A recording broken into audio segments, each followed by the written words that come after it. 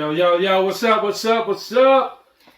It is Auntie Jen and Seneca Riley creeping in with another podcast for you guys. That's what's up. How y'all doing? It's been a long one. We been working on this whole video thing because this podcast thing is new for us, of course. So we're trying to get all the ins and outs and trying to figure out how to do the video interview part. So we didn't want to leave you guys hanging too long. Wanted to go ahead and throw in another podcast, get some content up, get it cracking for you. You know what I mean? So what we talking about, Aunt Jen? So let's get it cracking, eh? That's right. We are still trying to figure out video equipment. Things are happening super fast for us, and we're not quite prepared for the attention that we're getting, but we're getting there. And so we talked about several things this week, topics as far as in relationships and how we can help y'all out. And one thing that we want to talk about is the video that you sent me, Seneca. Video that Seneca sent me, a woman talking about how, what's the percentage? As far as what percentage of women have a backup plan? Oh, what did it say? 70 something? 70%. Yeah. And that's just in 2024. I don't know how they got those. This was on news too, and the specialist was speaking on it. But well, basically they're saying in the name of this podcast, what is backup plan? That's why we had Creep by TLC. We own the rights to that music, so thank you, TLC. So basically she was talking about cheating. A backup boyfriend. Well, right? I mean, for the guy who was introducing her, it was kind of like, it was more so, well, so this is interesting, and because even as a guy, he's tripping. Like, he's tripping what? That a woman is admitting this. Yeah. First of all, I love when women are accountable about our part of things. Like, and when Seneca sent this to me, you guys, and when you sent it to me, I right away. What was my response? You like, we gotta talk about this one because I've been guilty, y'all. I have had a backup boyfriend. They call it backup boyfriend, but what she's saying is basically 72% of women in 2024 admittedly, now that doesn't cover the unadmitted people, right? But admitted to having a backup boyfriend, whether it's a male friend who has not exited the friend zone and they want him to, or it's a ex-boyfriend, somebody that they keep in the background, right, all along, just in case. Yeah, but that's interesting though. Let's talk about this because I think other people have views on it. As a man, I look at it differently. It's like, okay, so if you're dating, right? If you're actually dating and you have multiple people that you're talking to because you are dating, most people will consider those backup plans. But there's a caveat to it because he was talking to, in the sense that we talking of married women. These are women in a relationship. These aren't dating women. These are women but she was speaking of women in general, but she did bring up marriage. Yeah. And so my thing was, what, really? Like, you know what I mean? Like, I agree with it. Okay, so, and here's why, when I'm not this type of woman anymore, and I want everybody to understand that I've only cheated one time in my life, and I've said it a million times, and hands down, that person at that time, I have loved others since, but at that time, this was a person who I loved more than I had anybody. This was a relationship that was good, somebody that was treating me well, wanted to marry me, and I just got terrified, and I got cold feet, and I just did a bunch of stupid shit, including cheating. So I don't think that women are once a cheater, always a cheater, that women believe that, whatever. But anyway, so let's go back to the topic. I've never been that kind of woman. When you said last week when we did this, or the week before when we did the podcast and we talked about what you considered cheating, and you said even talking to other men, and I agreed with that. Now, those are my standards, though. Like, so that's why I was being very specific when I said that.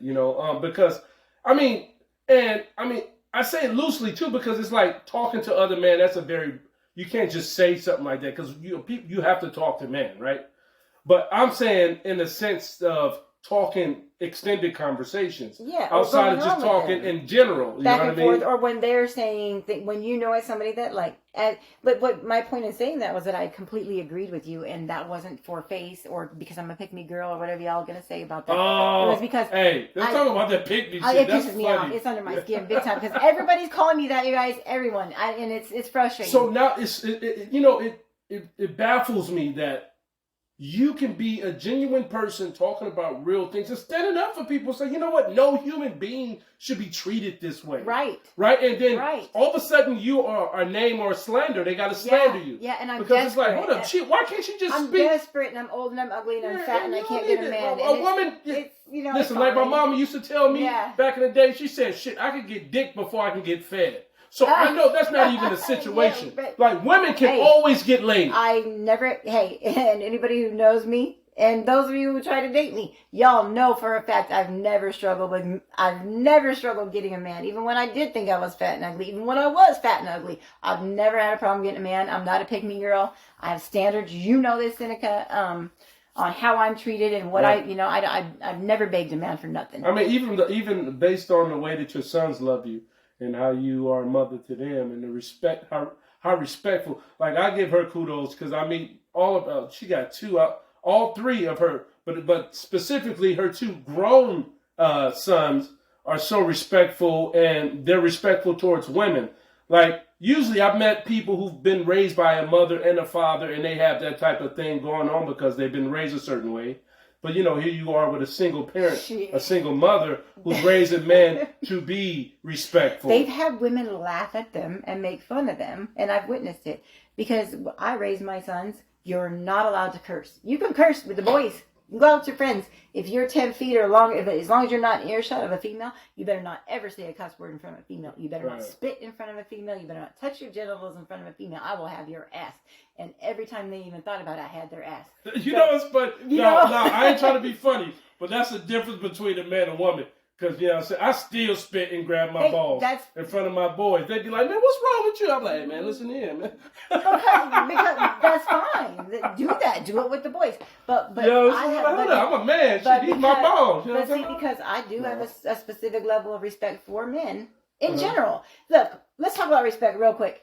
Respect is a character trait. You do not choose if, when, how, when, or who you're giving it to. You either carry that trait or you do not. Right. No, real talk. And so I have a level of respect, and I demand that from other people, and I demanded my kids to go into the world giving everybody respect, even when it didn't come their way. And that's how I am, for the most part. I'm getting a little older and a little I bite back a little bit, but all right, we get we all talk. Let's get back on the topic. Anyway, why do you think women have that, or what leads women to keeping the backup, even when because here's the deal. I'll speak from my own experience. Like, my second marriage, because I've been married twice. For all you nosy motherfuckers that want to get in, no, I'm just kidding. Anyway, married twice. My second wife, specifically, she always had a backup. Yeah. I mean, I did too in a sense, but, I mean, I never really, but she was, like, actively on the low talking to this cat. Like, always had the connect in Cali. And so, in my mind, I'm like, and now, and it's funny, ironically, as soon as we split, she was taking trips to California. And I knew this shit already. So it's like, I'm going to tell you why. You know what I mean? Why do women do that shit? I'm going to tell you why. Because we're biting ourselves and we're biting our own ass, and we're stepping on our own feet, and we're shooting ourselves in the damn foot. I'll tell you why. Because, and maybe this is not all women, but this is the women I know and I've seen. When there's a couple of variants here. First of all, for me, when I had to back up is because I was feeling insecure. I was feeling like I had trauma in my past where everybody has left me in one way or another, whether they chose to or life took them away or their job, whatever. I've never been able to hang on too long to people other than my children. Okay. So that fear of letting go of the one I'm with and then moving on to another is already a big move. It takes a lot of trust, a lot of faith. When there's signs, when that person starts to display signs that the other people have displayed, my heart thinks the next thing is they're going to leave. So I have to secure something else. so that I can have somebody to, first of all, I'm alone in a lot of things I deal with. And if my heart gets broken, who will comfort me? And that's just me. That's about as raw as I've ever been with anybody on that, you know?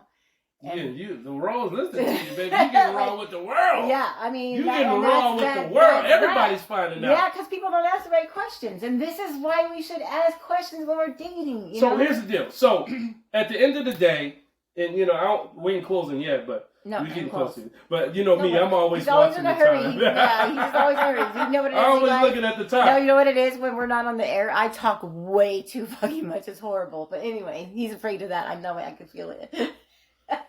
See, that's all in your head. See, this is another thing that women do. Yeah, they overproject shit. So wait, let me finish. I'm sorry. Part 2 of that real quick, because there was twofold on that answer. One was the insecurity. The other is each other. The other is each other, because that's what your girlfriends will advise you to do, which is why I've never spoke to my girlfriends about problems. Mm-hmm. I'm not saying all my girlfriends would say that, but some of them, I've watched them do it. And then the other side of that is some of it is y'all. Some of it really is y'all, because we've been through so much with y'all? Men. Because we've been you through. Say men. You You know know what I'm saying? Some of it's men. Oh, Seneca's a boy, and I forgot we're on air. I'm just talking to him, but some of it is men. I'm a man. Yes, damn it. some of it is the men that we've dealt with, you know, because they've left us feeling insecure, and so we just. But I'm gonna hold on. Here's the biggest answer, and it goes with all those scenarios. Women are with men they do not love. And if you're telling them that you love them and you got somebody in the background, you're a mother effing liar. Well, hold on. According to Dr. Kumar, who we listened to earlier, yeah, he says that a woman's traumatic background causes her to be, what's the word? I can't even say it. Promiscuous. Why can that come out? Oh, because right? he did. He said everybody. No. Yeah. But he specifically said everybody, but he started talking about women.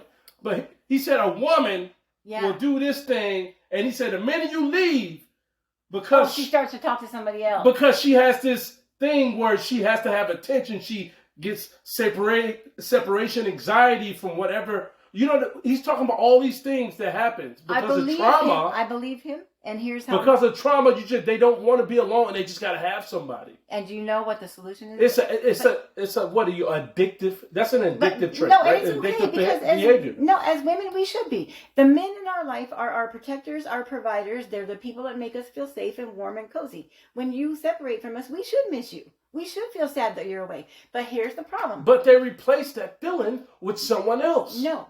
Instead of saying... I'm saying this is what, according to his writing. Yeah, he's right. But here's why. Instead of saying to the person, I miss you... Is it Kumar or Umar? I don't know if I said his name. Forgive me, please. I'm sorry. I listen to your stuff, man. And anyway. It's because they don't love the person that they're with, because when they do, they're okay with saying, I hate being away from you. I'd rather be with you. I miss you. And it does take only 24 hours. That's natural. But these women we talking about hours, though. But the women doing that, only with the man for the attention. For the attention. Hours is okay. Days is okay. But tell me that you as a man or anybody else, when they go away from someone for 24 hours, 48 hours, don't like to hear, I miss you. A lot of people like to hear that.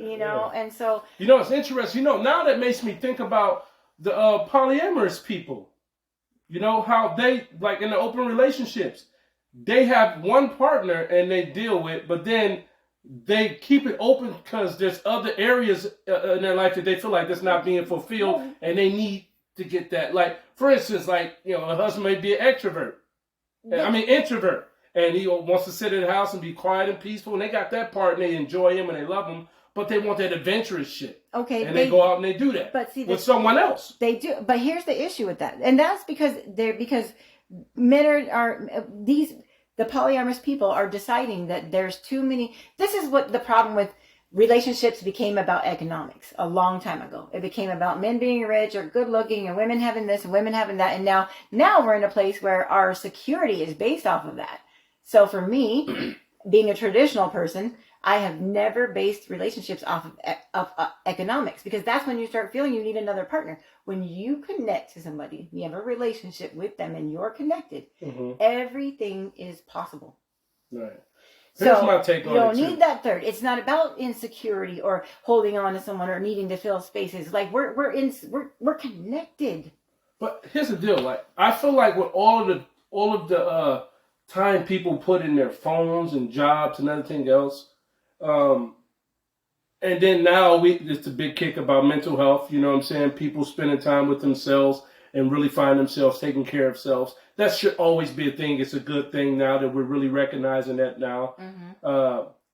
Big ups to mental health. Yeah. That's a big deal. Right? I want to talk about that too. Yeah, we'll talk about that. But here's the deal. So, but with all of that being said, like, I just feel like within a relationship, you should be able to talk to that one person, right? Yeah. Talk to that one person and really put in the time and say, you know what?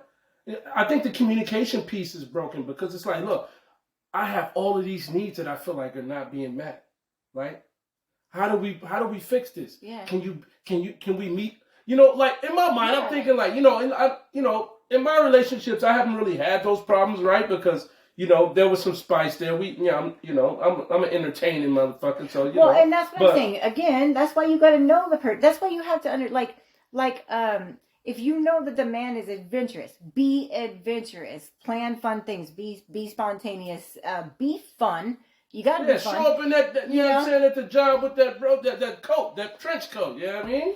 You know what I'm saying? Hey, let's go out on break for a minute. You know what I'm talking about? I know what you're talking about, because where'd you get that idea from?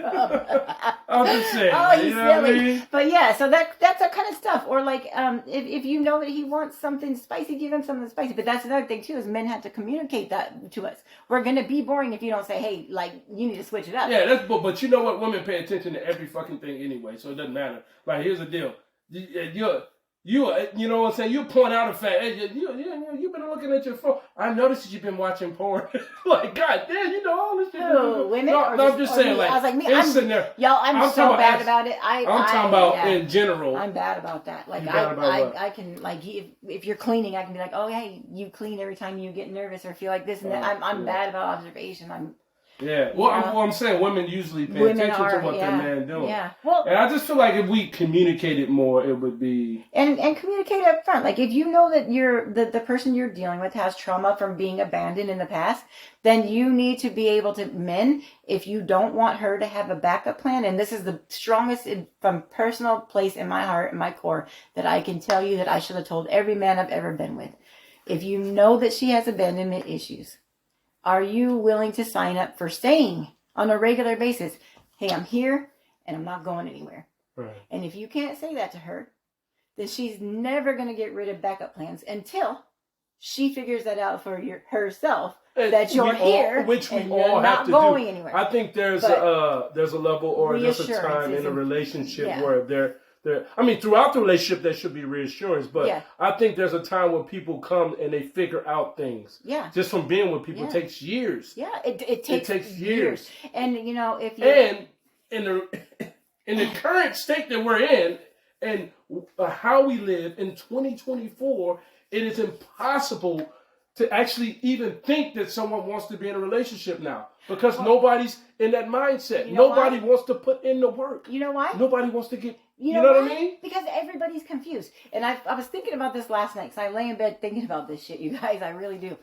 The confusion, the reason, self-awareness. She's different from me, by the way. I lose no sleep over this. You absolutely have to. Because I have a lot of people in my life are hurting in relationships, so I take that to bed. I mean, me too, but I know, but I'm a fixer. I'm terrible like that. But anyway, self-awareness is absolute requirement if you're going to be in any type of relationship with somebody else. You have to be aware of your needs, your no's, your yeses, and I'm telling you right now, I'm learning some new yeses all the time, but I know what my no's have been. That's right. Halfway there. But and the reason people aren't in good relationships anymore, the reason they don't think they want to be in a relationship, and it's not really that they're lazy and don't want to do the work. They're fucking confused and they don't know what the work is because they don't know themselves, because we live in a society where everything is fucking fake. How do you know yourself when you spend all this time wearing the shoes that other people like, the pants other is people that like? you or is that the AI you? Right. Oh my gosh. So if I don't know me, how can I tell you to love me? How can I give you any tools? Yeah. Man, it's a very sad state that we're in when it comes to in the world of dating, in the world of relationships. We're chilling. I'm saying in general though. You know what I mean? It's sad. And it is very sad. For those who listen, I'm coming back to the Lord most definitely, but I'm not fully living that life. But I'll get back there. But anyway, the Bible also prophesies prophecy. It talks about in the Gospels about giving away in marriage and people just sleeping with everyone and nobody cares about this and that and these things are happening. And it'll never be me. But I think the Apostle Paul spoke about that. It's interesting. And then not only him, I mean, if you keep reading beyond the Bible, you'll still see this stuff. Well, and I feel like I don't even need to read the Bible because it's a God thing that's in me and has been in me. I went 5 years celibacy between relationships. I've only slept with, I'm going to tell you. Yeah, when you told me that, I was like, man, 5 years? Like, I didn't let I did a year and I thought I was dying. I'm like, oh my God. Like 5 years. 5 years. No, I haven't kissed a man. Anyway, it was nothing. It was plain nothing for me for 5 years. Now, that is because I'm very select. Like, we're not supposed to be sleeping with a bunch. We're women. And I know everyone's going to call me hypocritical because it's 2024, but come on, you guys.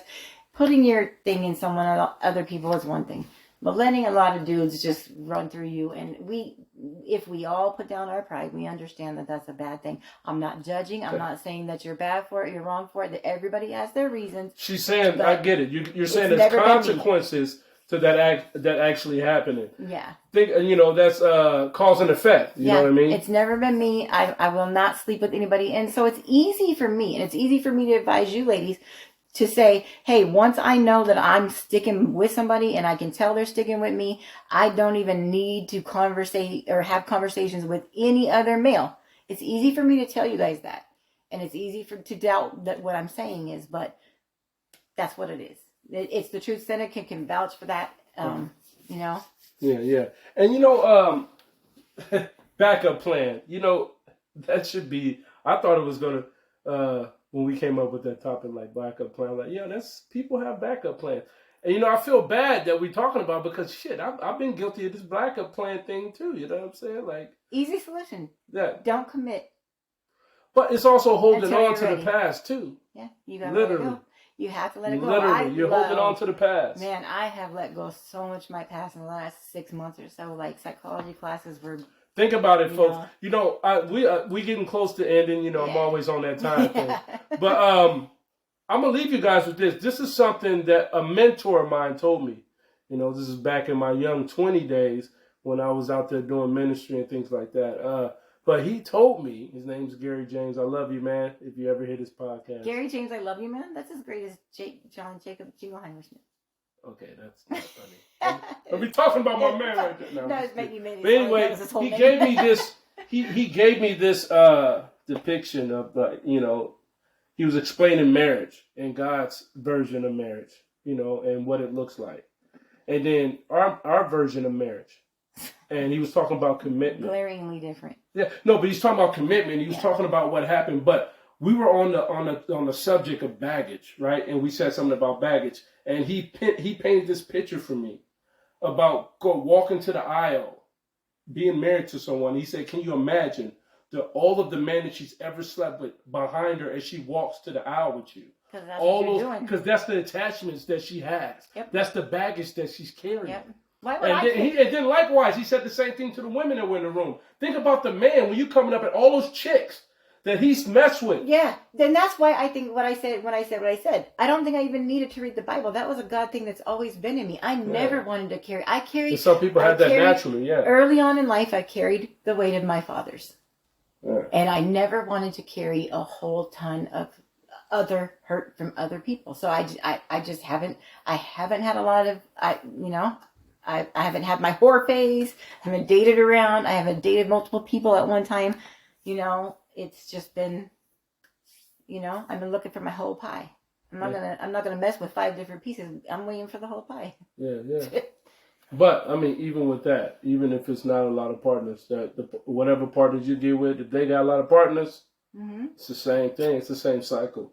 And I just think it's time to free your mind. Also, can we do away with, because a lot of why it's so easy for me, ladies out there, is because I have never parted with an ex on angry, mean, mad terms. What? You go out peacefully and you keep that peace in your heart. That's how. And so when you listen to your peers and your parents and social media and all that say that you should hate your baby dad and you should hate your ex-husband and you should hate your ex-boyfriends, that does nothing but tear you down. And I think, and more importantly, more importantly, the problem that we have now is that let's get our shit together. Not just, and I'm not like the perfect person. I got shit going on, but I've definitely have veered away from the problems with the relationship stuff by staying single. Let me blow your mind. You can't fully love the person that you're with unless you allow yourself to still love the parts of the people that you left. I'm sorry, you guys. As long as you hate your exes or you're mad or angry at your exes, you cannot fully love the person that you're with. And period. Let's talk about the psychology of this for a moment as well. If you have children, realize that those relationships damage your children. I've been guilty of that. My second marriage, now living with my adult daughter, she moved in with me. She's wonderful. She's opening up. Great. She's opening up to me about a lot of shit. And in my mind, I'm like, man, as a father, how did I ever subject you to this? And how did you ever feel that I didn't love you or that I treated you different or looked at you differently from, like, no, you're my heart, you're my soul. I would never do that to you. Exactly. But the same reason I had the privilege of seeing, not the privilege, but because I'm a couple years older than Seneca, everybody. I'm a little older, but I had the experience. 4 years older. But I had what I'm saying is I had the experience of watching my adult kids date before you did. Yeah. So it really opens a lot of shit up, you guys. Like, I'm telling you, if you love your children, let's just hear us out. And think about the trauma that you've experienced in your life and how, as an adult, it's still hard to get over that. Imagine putting your children through the same trauma and them coming to you and having to get over the shit that you put them through. And even though my daughter said she's been through some stuff and it's minor, I know I've been through more. But just to hear her say that, it was like, oh shit, I was a reason for that. And so you have to really look at those things and say, you know what? Maybe I'm not making all the best choices. Yeah. And I don't want to subject my children to that type. Allow yourself to say, I'm learning as a parent. I had that conversation with a 5-year-old little girl this morning. Explained to her that her mom is learning just like she is. Allow yourself to be learning and parenting so that you're open to saying, I might be wrong. There you go. And with that, that's the tips from Aunt Jan and your boy Seneca. Yeah, we up out here, but before we go, I'm going to leave y'all with another song. Because I love music, man. Fuck this shit, I'm out. Fuck this shit, I'm out. Is that one? No. Oh, different song? Oh. Prejudice. Want a song about it? Like to hear it? Here it go. Freedom.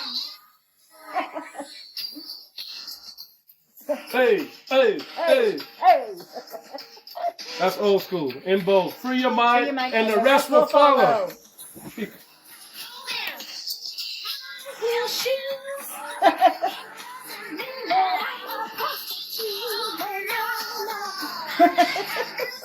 The good stuff is not gonna make. No.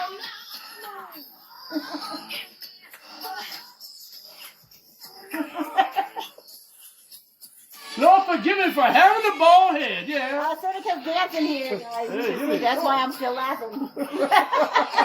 Hey, hold up. My dancing ain't that bad. All right, you guys. We out of here, y'all. Till next time. Keep it and let it.